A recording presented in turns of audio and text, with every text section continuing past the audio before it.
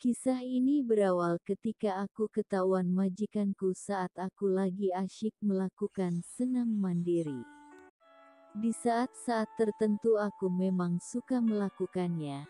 Apabila otakku sudah gak kuat nahan lagi. Selain cukup aman, juga yang terpenting tidak mengganggu orang lain, apalagi dengan suami orang. Gitu kan yang aku suka. Saat itu aku bekerja sebagai ART di rumah majikanku, Mas Ihsan dan Mbak Fiona. Masih pasangan muda, dan baru punya anak satu berumur 5 tahun. Sedangkan aku sendiri sudah 2 tahun kerja di rumahnya. Sejak pertama kerja, aku itu sangat heran sama sikap Mas Ihsan. Orangnya sih memang baik. Tapi tangannya itu yang suka nggratil, alias suka kolak-colek. Jadinya aku suka merasa risih sendiri. Bukannya gimana-gimana, yang aku takuti kalau sampai Mbak Fiona tahu, dikira aku yang sengaja ngegoda Mas Ihsan. Kan jadi penyakit akhirnya. Aku tahu betul sebenarnya apa maksud Mas Ihsan bersikap seperti itu. Sebagai wanita dewasa, aku sudah sering menghadapi lelaki yang berkarakter seperti itu. Cuma aku tetap merasa heran, mengapa Mas Ihsan mau nyolek aku. Padahal istrinya itu masih sangat muda dan cantik. Kenapa mau godain wanita yang lebih tua sepertiku? Kalau memang dia punya watak pemain, kenapa gak nyari di luar saja? Padahal selain punya uang banyak, dia juga punya wajah yang ganteng. Gitu kan curhatku di dalam hati. Makin hari sikap Mas Ihsan gak makin berkurang, tapi justru makin berani. Jika mulanya sekedar jawal-jawil, tapi makin kesini sudah berani nyogrok buah pepaya. Dan itu dilakukan ketika aku lagi masak di dapur atau jemur-jemur di belakang rumah. Anehnya, dia itu suka main serobot begitu saja dari belakang. Sebenarnya aku mau marah. Pingin juga sekali-kali aku celatu, atau aku omelin. Tapi mana mungkin aku berani. Lihat saja kadang aku minder kok. Dan pada akhirnya aku hanya diam sambil melempar senyum, meski senyum yang kecut.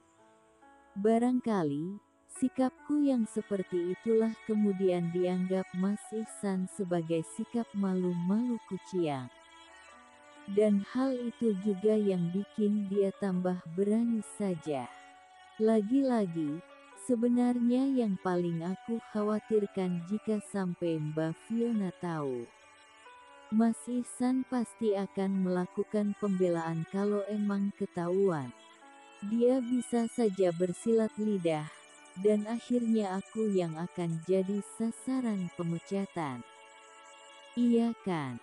Pernah di suatu pagi, seperti biasa aku sibuk kerja di belakang. Mbak Fiona sudah berangkat kerja, sementara Mas Ihsan antar anaknya sekolah. Oh ya, Mbak Fiona itu kerja di sebuah dealer mobil. Sedang Mas Ihsan punya toko alat-alat listrik di pasar. Jadi berangkat ke toko setelah ngantar anaknya ke sekolah. Mbak Anti, panggil Mas Ihsan dari arah belakangku. Saat itu aku lagi sibuk jemur cucian di belakang rumah. Seketika aku memutar badan dan melihat ke belakang. Terus mataku melihat Mas Ihsan senyum-senyum di ambang pintu. Untuk beberapa saat aku diam, dan tertegun. Bukan terkesima oleh senyuman Mas Ihsan, tapi gara-gara sesuatu yang ada di tangannya. Dia mengipas-ngipasin mukanya dengan beberapa lembar uang kertas merah. Melihat yang begituan, aku merasa senang melihatnya.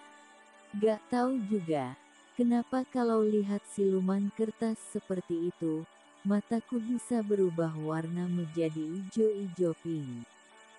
Celorat-celorot seperti lihat meteor, dan hatiku mudah sekali luluh. Lia mas, gitu kan sahutku penuh semangat. Mau nggak?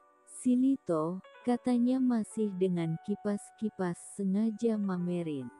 Lantas aku buru-buru menyelesaikan pekerjaan. Dan setelah beres, langsung melintas ke pintu. Berdiri di depannya.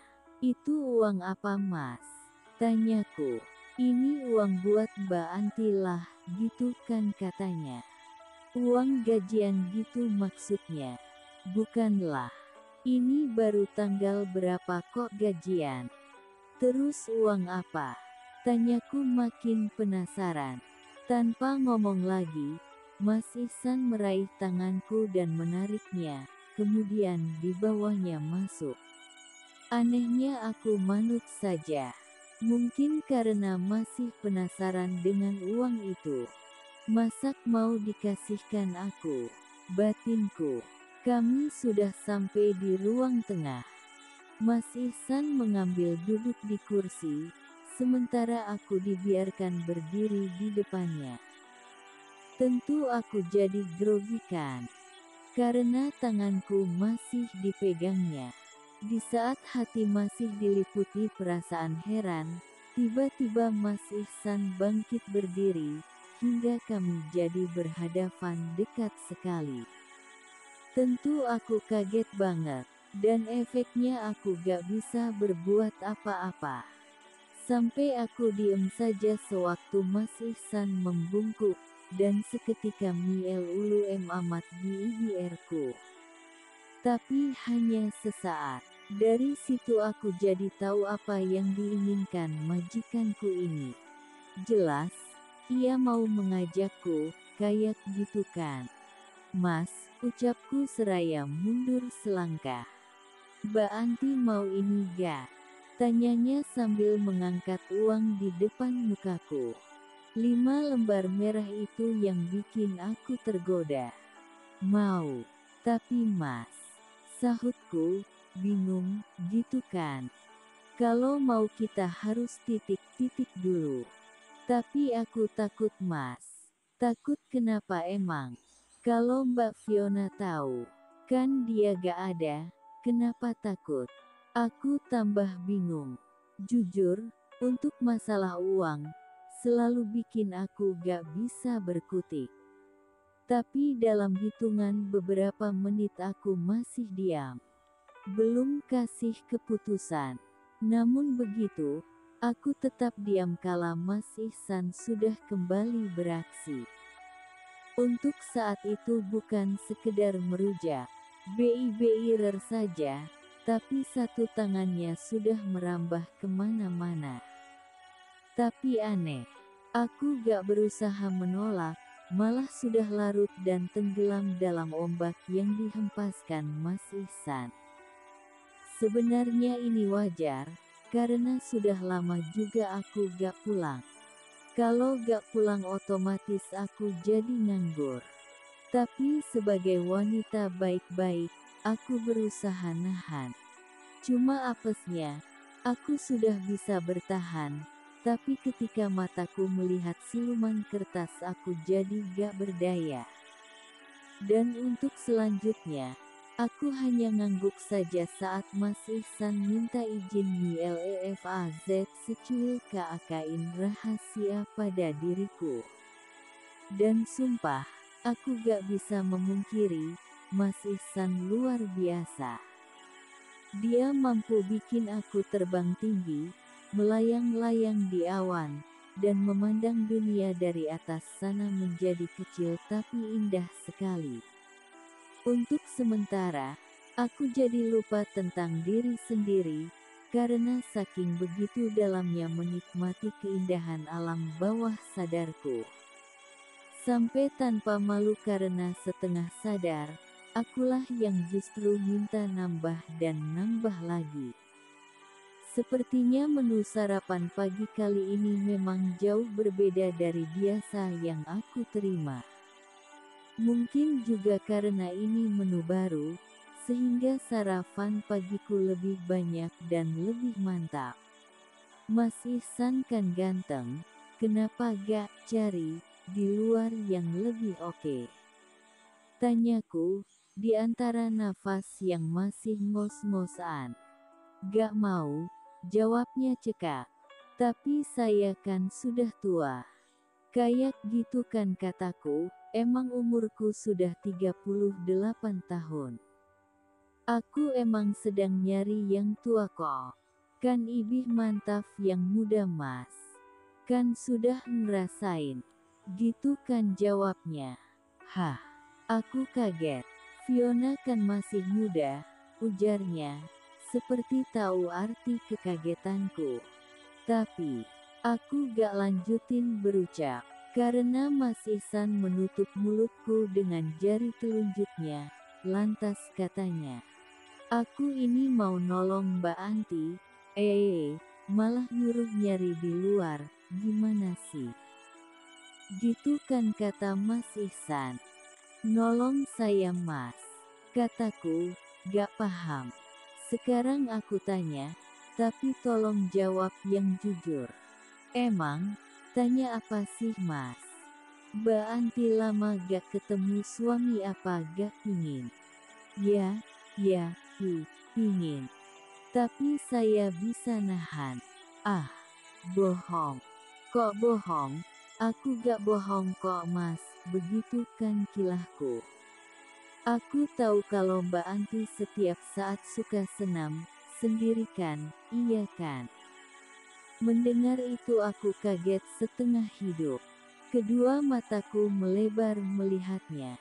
Tapi gak lama menyipit lagi dan aku tersipu malu. Aku heran, bagaimana Mas Ihsan tahu akan hal itu? Apa Mas Ihsan suka ngintip ya? Gitu kan tanyaku. Dia malah tersenyum, dan katanya, kurang baik apa aku?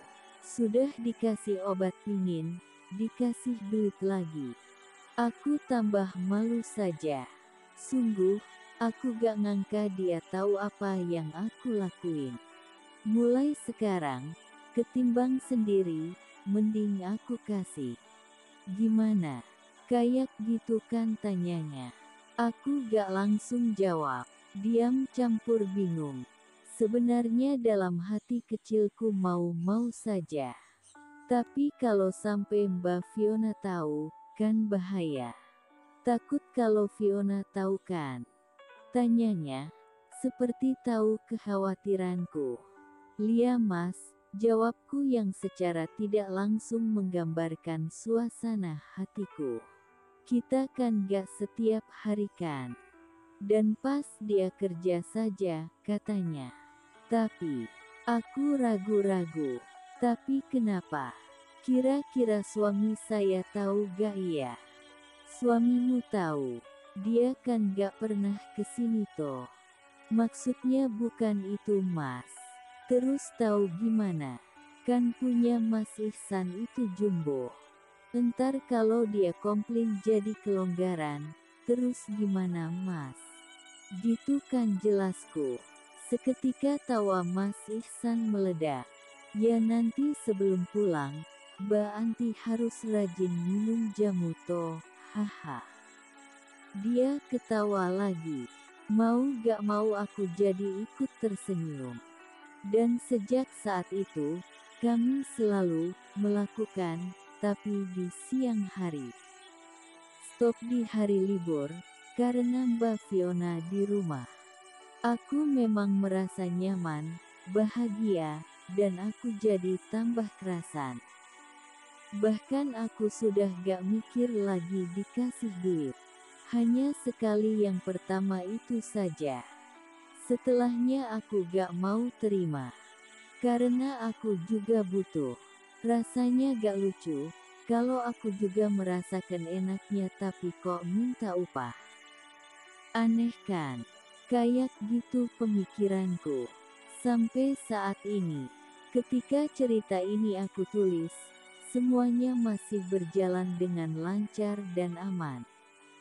Kadang ada juga keinginan untuk segera menghentikan. Tapi jujur saja aku belum mampu. Karena, selain aku tambah cayang, juga aku gak bisa lama-lama nganggur. Mungkin aku ini sudah terlanjur nyanduhu. Ah, sesuatu yang suka dipikir malah nampak semrawut. Padahal jika sudah dijalanin, semua akan terasa biasa-biasa saja. Aku akan jalani semua ini dengan tetap hati-hati. Harapanku, semoga bisa kuakhiri sebelum Mbak Fiona tahu. Apalagi suamiku juga sudah merasakan perbedaan saat sekali waktu aku pulkam. Kok rasanya jadi sepo gini ya? Gitu kan komplainnya. Alah, ya namanya jalan itu, makin lama ya makin aus toh. Begitu jawabku.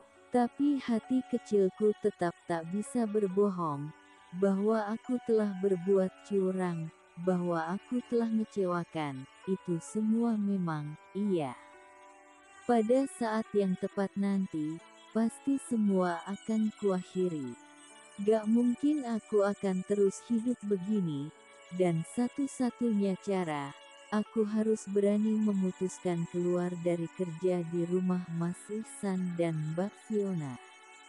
Begitulah sekelumit kisah hidupku, semoga teman-teman bisa menyaring isinya. Bisa menjadi pelajaran hidup. Buanglah yang tidak pantas, ambil sisi positifnya jika dirasa memang ada. Sekian dan terima kasih.